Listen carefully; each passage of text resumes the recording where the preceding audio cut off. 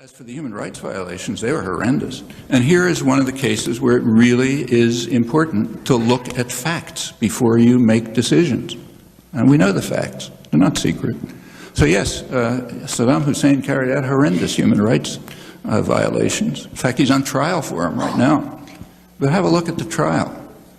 Saddam Hussein is on trial for crimes that he committed in 1982, right? He's charged with killing, probably accurately killing about 150 or signing the death warrant for 150 or so Shiites who were involved in an uprising. Yeah, that's a crime. 1982 happens to be an important year in U.S.-Iraqi relations. This should be headlines in a free press, in my opinion.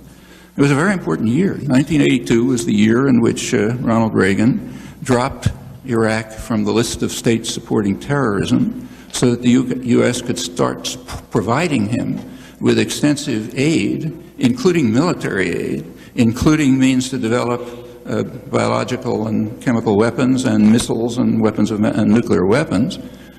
He was dropped from, and Donald Rumsfeld, shortly after, went to firm up the agreement. The next charge against Saddam Hussein, the one that's going to come along, it's been announced, is a much more serious crime, the atrocities against the Kurds in 1987, 1988, the Al-Anfal massacres, Halabja. Yeah, they were terrible. I mean, probably killed 100,000 people. The U.S. didn't object. In fact, the Reagan administration blocked efforts in Congress even to protest against it. Furthermore, the support for Saddam increased and continued. In fact, Saddam was given an extraordinary privilege, remarkable. I mean, he got away with attacking a U.S. naval vessel and killing 37 soldiers of seamen in 1987. That's pretty astonishing. Nobody can get away with that. But we were supporting, the Reagan administration was so strongly in support of Saddam, right through the worst atrocities, they even let him get away with that.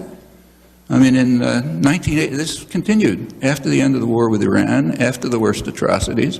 In 1989, Iraqi nuclear engineers were invited to the United States to take part in a conference, it was in Portland, Oregon, in which they were trained in how to develop weapons of mass destruction. And that's 1989. Furthermore, George Bush #1 told us why it was being done.